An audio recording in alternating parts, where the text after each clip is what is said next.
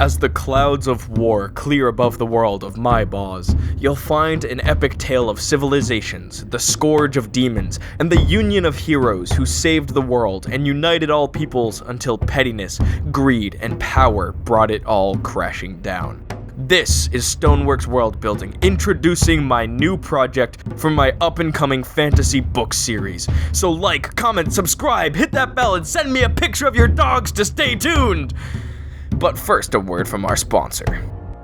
You've come to this video to hear the story of great battles between heroes and monsters, but go one step further and experience it yourself with Raid Shadow Legends, the hottest console game on your phone that you know you've heard of. Explore millions of combos with unique champions and master the tactical gameplay as you take on raid bosses, dungeon runs, campaign battles, and PvP arena matches. You'll get hundreds of artifacts and over 600 champions, all imbued with unique skills and gameplay tactics. Build your team, develop your war tactics, and climb your way to the top in your own unique style. I'm not a huge gamer, but after enough raid, I've settled on the backbone of my team being Ethos, a legendary character with AoE attacks that always seem to crit. His ability to weaken enemies paired with Ursula's attack absorption buffs are truly epic gaming. Ursula can also revive your whole team and boost their defense. It makes you feel unstoppable. Now, luckily, Raid Shadow Legend is about to have their 3-year anniversary celebration, so there's no time to join other than now. And they've got new skins for their champions that people are starting to collect and ogle over. I'm sure they'll be posted on every corner of the internet, so get in on that hype train early. This is the best time to get started in Raid. So now go to my description and click the link or scan the QR code I'm putting up here on the screen. You'll get a free starter pack worth almost $40. Free $40! We're talking 3 free champions at once. Misericord, Tiger Soul, Romero, plus 10 Magic XP brews, 10 Force XP brews, 10 Spirit brews, and a shark named Bruce! That's a Finding Nemo reference! I don't think he's actually included. It's that easy. You got treasure, you got heroes, you got history, you got dungeons, you got gaming, pure combat strategy, team building gaming. It's all there waiting for you! What are you waiting for? Click the link in the description. What did I just say? Get the best deal of all time on Raid Shadow Legends. Drive it! I'm sending those to your house and help.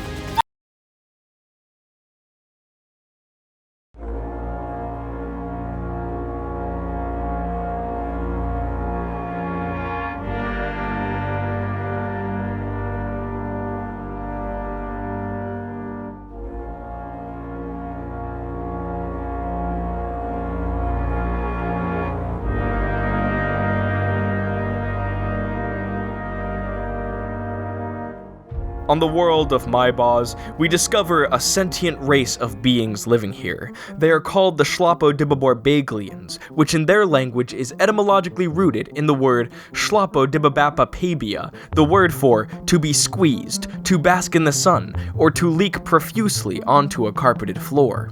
The world of Maibauze is a unique landscape with very alien mechanics. There's the 2 hemispheres, the Litten Realm and the Shaded Realm. Above the Litten Realm dangles this world's sun, mostly centered a bit to the right over this pagoda tower. The sun does not rotate, however. It does not go into the Shaded Realm here, but it sometimes swings around in the green sky. So, what is called the Twilight Lands sits on the edge of each hemisphere, and therefore mostly lives in a constant sunrise or sunset zone, and it only gets fully lit when the sun swings around. But this swinging is unpredictable. What happens a bit more cyclically though, the sun sometimes becomes distant, and travels up northward, leaving the whole Litten realm much darker for days or weeks at a time. Usually during these periods of darkness, the kingdoms of the Shaded Realm take advantage of this, and they raid the Litten Realm kingdoms, but more on these dynamics later. Getting more sun exposure, the Litten Realm is generally drier and is mostly desert, having a sun-baked, cracked surface that is poor for farming. But in the north, in the hilly ridged region of the Foldlands, you get the plains of Wonton Supe, which is one of the most fertile and temperate areas on this globe. Now, the shaded realm on the right here exists in perpetual dim light, but it receives far more moisture year-round. We have the fungal jungle of Taintia, and just south of that is the Schmeg Swamp, and then the ash-blowing plains, and this massive ravine called the Tear of the Dogtooth. This last one is a very scarred land, once hosting an ancient civilization that dominated the world until it was catastrophically bit by a cosmic dog god. Beyond this, you can see that both the Litten realm and the Shaded realms have much denser vegetation near the top. This is because water showers and storms tend to form at the top of each hemisphere and move southward. By the time they get mostly south, they've lost most of their moisture, hence the drier biomes that exist on the bottom. Now, the space of Maibauze doesn't have a North Pole, as the globe exists among other lands that are not explicitly shown on this map, but it does have a South Pole. It is the driest area of Maibauze, but the south is very unique, like it was seemingly dipped in a vast primordial pool of honey. What we get then is a very dry and hard area with vast honeystone crystals hardened all over the landscape, with small lichens, mushrooms, and medicinal plants growing in the cracks of the honey-dipped lands. The only vegetation are these towering fungi that are extremely hard and difficult to break. They are pretty much straight-up towers that use the honey rock around them to create crystal spikes on themselves. Despite this, lots of small reptiles and large bugs can make these into their home, but not by burrowing into them and digging. They do it by melting them. In the honey-dipped lands, the fauna here have special metal organs that superheat to melt the honey rock and eat the fungi and plant roots. With this kind of danger present for the Schlapodiboborbaglians, the honey-dipped lands are really only populated by adventurers and extremophile hermits. There's a massive amount of resources and old ruins down here, but it's all buried in that layer of honey rock. Now let's move to what I believe is the main narrative of Maibauze. On the Shaded Realm hemisphere, the giant wall of Bul Kaknain was constructed for a very good reason. On the other side of it is the land of Guchan, which is inhabited by a vile race that was once part of the proud Schlapodiboborbaglians. However, on the other side, with the miasmic influence of a toxic supervolcano far into the lands of Guchan, they were corrupted and disfigured. The Guchanese are led by the demon lords Gag and Magag.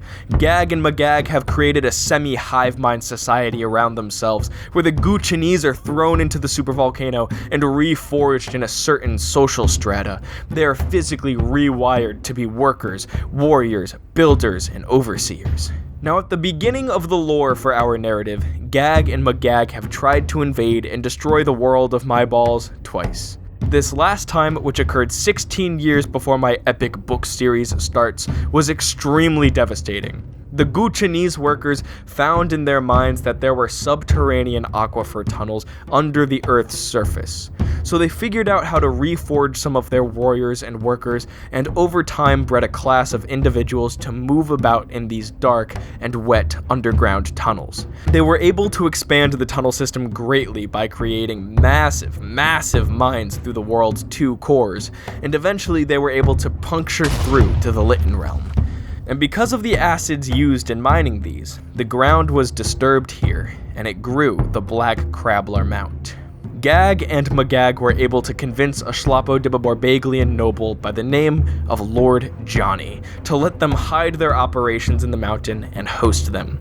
And so he became a Dark Lord with great magical powers. For 45 years, Gag and Magag plotted their invasion, and the other empires and kingdoms started suspecting Lord Johnny of being in league with the dark forces. But none of them quite knew how bad it was. Like the nearby kingdom in Wonton-Supe, they even remained totally isolated and denied any possible incoming crisis. So Gag and Magag invaded when the time was ripe. They broke through the wall, destroyed the militarized empire of Taintia at the Battle of the Great Sack, and flooded out of Lord Johnny's mountain to occupy the southern desert kingdoms. The nobles and royal houses of all the Shaded Realm and the Azima Desert were displaced. For 12 years, the dark forces of Guchan wreaked havoc on Maibauze. Their objective was to annihilate the Schlappo-Dibabor-Baglian power, particularly in the Shaded Realm, as this is the neighboring region of Guchan. But from the ashes of a destroyed world, a petty lord by the name of Poltad of Spoolperm rose to the occasion. Poltad raised a united coalition of nations, except for Wonton-Supe of course, and met the forces of Gag and Magag in a storm of dust and lightning in the Tear of the Dogtooth. At the Battle of Schlapiatop, Poltad routed the army of Gag and surrounded the army of Magag. Poltad is then said to have fought Magag in battle and slew him then and there, but this is probably, as tends to be regarding Maibauze, just a legend. Poltad of Spoolperm, now Poltad Invictus, fashioned a spear from Gag's horn, and with this he set to rebuilding the world of the Schlappo-Dibabor-Baglians. Gag was driven back to Guchan through Lord Johnny's fortress in Crabbler Mount, but it is said that Lord Johnny then killed him and committed suicide. Now, in the 4 years since the invasion, Poltad gathered the royal families in the Twilight Lands town of Spoolperm and forced members of different royal houses to marry each other, and he sent the couples to reign over the lands again, with the non-native individuals being the king or queen, and the native ones being the regnant advisor, so to say. With this new order, he mobilized pretty much the entire world to sack and desecrate the lands of Wonton-Supe, plundering all the wealth and enslaving the inhabitants to restore their lands after the 12 years of invasion. But there were massive inequalities in the shares of plunder that the kingdoms kept. The desert lands, which had not been developed at all before this, got the lion's share. The sub-rulers protested against Poltad Invictus, and to compensate for this, he planned another campaign into Wonton-Supe.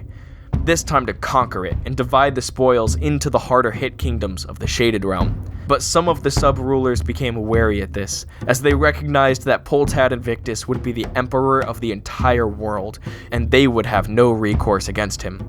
So the queen advisor to the desert sub-king plotted with her husband, her name being Sapisplash Kalama'aknava'a III, and she murdered Poltad Invictus with his own gagging spear. The king of the kings is dead. The kings and queens of Maibauze are ripe for conflict, and just as all this happens, the sun erects northward, and now the whole world is plunged into a period of darkness. Stay tuned for my epic fantasy book series, The Legend Tales of Maibauze Saga. Now go play Raid Shadow Legends!